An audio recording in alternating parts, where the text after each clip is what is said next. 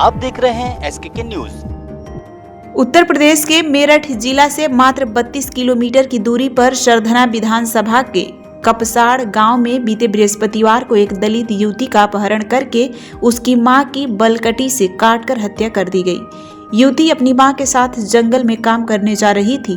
परिजनों के अनुसार रास्ते में घात लगाए बैठे गांव के ही ठाकुर जाति के कुछ युवकों ने हमला किया और युवती को ले जाने लगे। उसकी मां ने आरोपियों का विरोध किया तो उन्होंने उस पर हमला बोल दिया और युवती को उठा ले गए। घायल मां को मेरठ अस्पताल में भर्ती कराया गया, जहां उसने उपचार के दौरान दम तोड़ दिया। इसके बाद दलित समाज में रोष फैल गया। गांव में तनाव की स्थिति बन गई। प्रशासन ने मौके पर फोर्स तैनात कर दिया। किसी तरह फोर्स ने शव को मोर्ची से निकलवाया और घर लाए। वहां उन्होंने आरोपियों की गिरफ्तारी होने, उनके घर पर बुलडोजर चलाने आदि की मांग करते हुए शव का अंतिम संस्कार करने से इनकार कर दिया। विभिन्न संगठन और राजनीतिक पार्टियों के लोग पहुंचकर पीड़ित परिवार को कार्रवाई कराने के आश्वासन देते रहे। विधायक अतुल प्रधान, पूर्व विधायक योगेश वर्मा और पूर्व विधायक और भाजपा के वरिष्ठ नेता संगीत सोम आदि शाम तक गांव में डटे रहे। बाद में परिजन शव के अंतिम संस्कार के लिए राजी हो गए, लेकिन उनका कहना था कि 48 घंटे के भीतर अगर आरोपी गिरफ्तार नहीं हुए और उन पर सख्त कार्रवाई नहीं हुई तो तमाम संगठनों के साथ मिलकर जिला मुख्यालय पर प्रदर्शन करेंगे। इस दौरान योगेश वर्मा समाजवादी पार्टी के वरिष्ठ नेता और पूर्व विधायक, जिन्हें दलितों का नेता भी माना जाता है, उन्होंने चेतावनी दी कि अगर 48 घंटे के अंदर कार्रवाई नहीं हुई तो प्रदर्शन करेंगे। दूसरी ओर भाजपा के वरिष्ठ नेता और पूर्व विधायक संगीत सोम ने भी पहुंचकर पीड़ित परिवार को कार्रवाई का आश्वासन दिया। उन्होंने कहा कि भाजपा सरकार में अपराधियों के खिलाफ हमेशा ही सख्त कार्रवाई होती रही है और इस मामले में भी आरोपी के खिलाफ सख्त कार्रवाई होगी। अगर 48 घंटे के अंदर आरोपी गिरफ्तार नहीं हुए तो उनके घर पर बुलडोजर भी चलाया जाएगा। घंटों तक मान मनोबल के बाद पीड़ित परिवार माना और देर शाम तक शव का अंतिम संस्कार कर दिया गया। एहतियात के तौर पर गांव में भारी मात्रा में पुलिस फोर्स तैनात किया गया है। आइए देखते हैं प्रदीप कुमार उल्धन की इस खास रिपोर्ट में। हम पहुंचे हैं कपसाड़ गांव में और यहाँ तमाम संगठन आए हुए हैं ताकि पीड़ित परिवार को न्याय मिल सके। बात करते हैं जाटव बहुजन संघ के राष्ट्रीय बहुजन महासंघ के अध्यक्ष जी से कि अभी गांव के क्या हालात हैं। जी अध्यक्ष जी। गांव के तो हालत बहुत ख़राब हैं। पूरा समाज, आसपास के जो ज़िले हैं उनमें से भी समाज के लोग आए हुए हैं, सामाजिक कार्यकर्ता।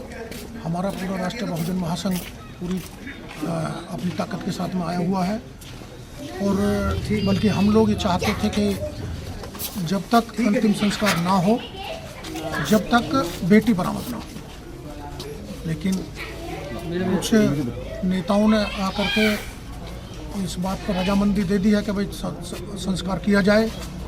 चलिए ठीक है, करवाया जाए, लेकिन हम ये चाहते हैं कि बेटी कुशल सकुशल बरामद हो और जो अपराधी हैं उनके मकानों पर बुलडोजर चले और उन्हें कड़ी से कड़ी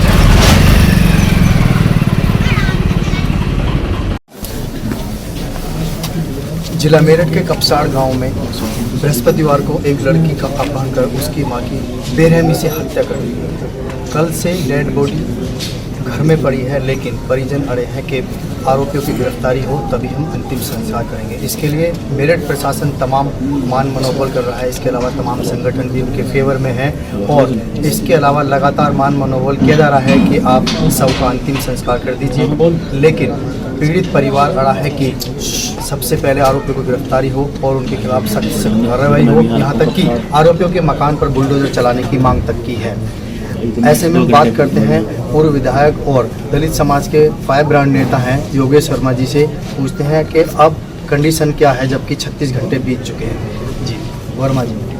देखिए, बहुत ही दर्दनाक ये हादसा हुआ है। जो इन्होंने जो मर्डर किया है एक फिल्मी अंदाज में किया है। लड़की को उठाया और उसकी मां को मार दिया। ये फिल्मों में दिखाया जाता है। पहले जाके क्या नाम है गुंडा आता है, बदमाश आता है और आके क्या नाम है घर पे हमला कर देता है, माँ बाप को मार देता है और उसके क्या नाम है बच्चे को उठा के ले जाता है। इस तरीके की घटना इस गांव में हुई है। ये बहुत ही दर्दनाक घटना है। धारदार हथियारों से उसे मारा है। ये जो कानून अपने हाथ में लेना और संविधान को ना मानना, ये बहुत बड़ी बात है। और वैसे तो बेटी बचाओ बेटी पढ़ाओ की बात करते हैं, लेकिन इस सरकार में जो अत्याचार और जुल्म जब दलितों पर होता है, ये बहुत ही गलत है और इस पे रोक लगनी चाहिए। और योगी सरकार को एक नज़ीर पेश करनी चाहिए कि भाई किसी के ऊपर भी कि कोई अत्याचार जुल्म अगर कोई करेगा तो उसके खिलाफ ये कार्रवाई होगी, ऐसा कार्रवाई होगी। बुलडोजर की बात यहाँ सभी कर रहे हैं, कायदे अनुसार आगे खड़ा हो जाना चाहिए था।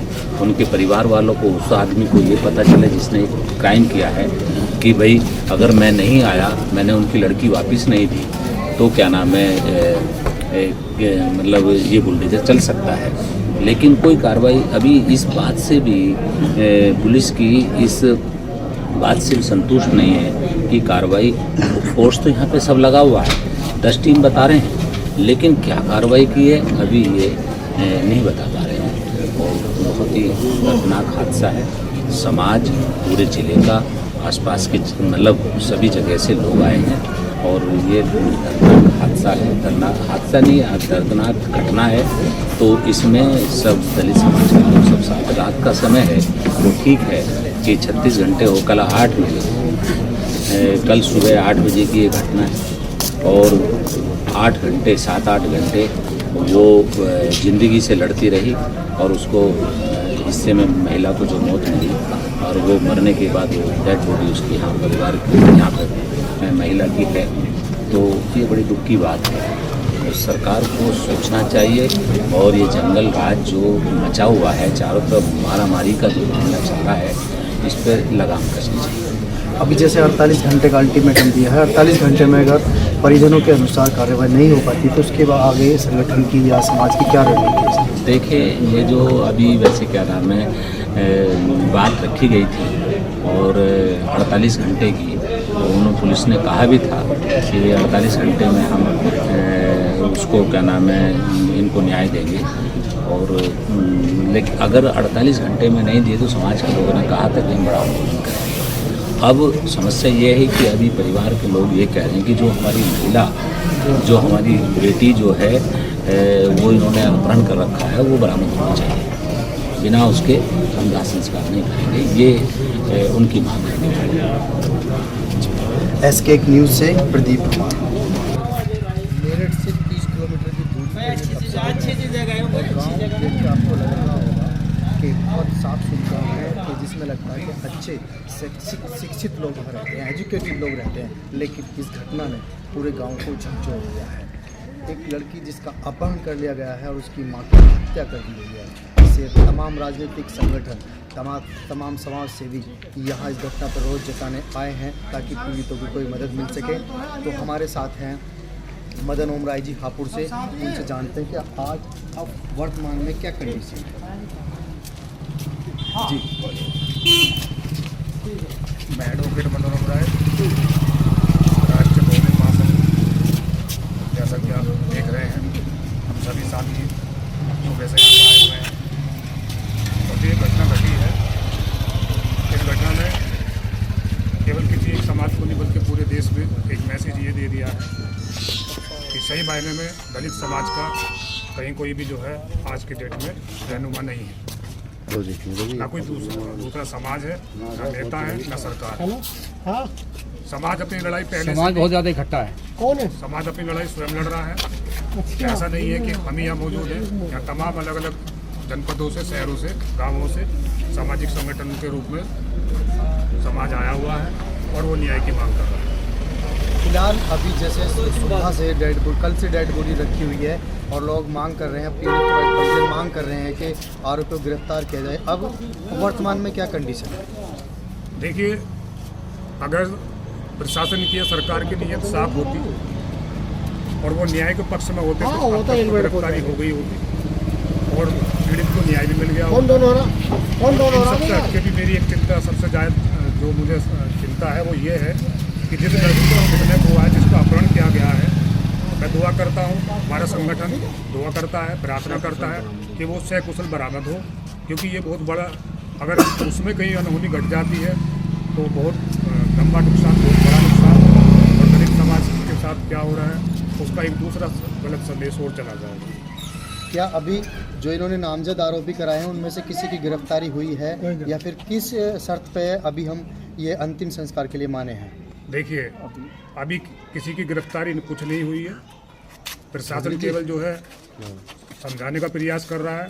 प्रशासन और सरकार के जो नुमाइंदे हैं बल्कि वो समाज को समझाने का काम कर रहे हैं कि सरकार न्याय के पक्ष में है, सरकार जातिवादी नहीं है। लेकिन जैसा प्रतीत हो रहा है, जो हम देख के आ रहे हैं, जो हम यहाँ पे घटना के समय मौजूद हैं, जो तमाम इकट्ठे हुए हैं यहाँ, तो उससे ये लगता है कि किसी भी सूरत में जो है न्याय आसानी से इस समाज को नहीं मिल रहा है।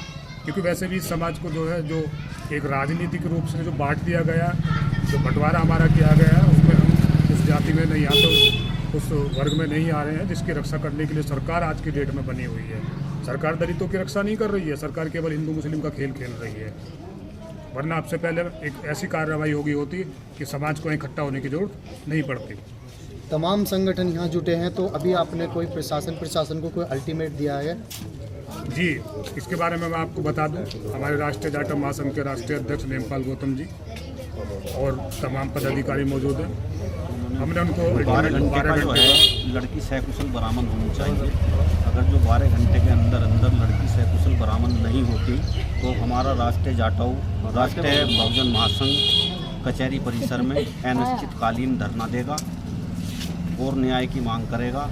देखिएगा, जिस तरीके से पुलिस ने इस गांव को छावनी बनाया हुआ है, अगर जो इतनी तत्परता से पुलिस लड़की को बरामद करने का कार्य करती है तो 24 से 12 घंटे में बरामद करती है। जिस प्रकार से अन्य और जातियों पर, खासतौर से दलित या मुस्लिम के खिलाफ एक कार्रवाई होती है बुलडोजर वाली, तो यहाँ भी वो कार्रवाई होनी चाहिए। देखिए, इसमें मैं एक मांग करना चाहूँगा, मैं तमाम संगठन और अपने राष्ट्रीय जाटव महासंघ और समाज की तरफ से मेरी अपनी मांग है कि देखिए, जो नुकसान हुआ है, ये बुलडोजर की जो नीति है, बुलडोजर की नीति केवल उसका आर्थिक नुकसान कर सकती है। इससे समाज में कोई मैसेज नहीं जाएगा कि उसको सज़ा मिल गई। फांसी इस देश में तब होती है जब आदमी पूरी उम्र, जो दोषी होते हैं, अपनी उम्र काट लेता है। अब अगर दूसरे केसों में जीप पलटी जा सकती हैं, एनकाउंटर किए जा सकते हैं, तो या तो जो है सरकार या जो न्याय देने के पक्ष में अगर दलित समाज को वास्तव में न्याय देना चाहती है तो वो फास्ट ट्रैक कोर्ट लगा कर फांसी की सजा सुनाए और या एनकाउंटर कराए। एनकाउंटर ही बेहतर है और इसका रास्ता केवल एनकाउंटर, एक संदेश जाना चाहिए कि कोई भी जगह समाज को अपराधी शोषित तो किसी भी जाति का हो, अपराधी है, समाज में अपराधी का इलाज ही एनकाउंटर होना चाहिए। एनकाउंटर की जाति की कोई जाति नहीं होती। एक और जहां सरकार नारा देती है बेटी पढ़ाओ बेटी बचाओ, वहीं दूसरी ओर ये मैसेज जा रहा है कि किस तरह बेटियों के साथ इस प्रदेश में अपहरण जैसी घटनाएं, मर्डर जैसी घटनाएं, रेप जैसी घटनाएं हो रही हैं। SK न्यूज़ के साथ मैं प्रदीप।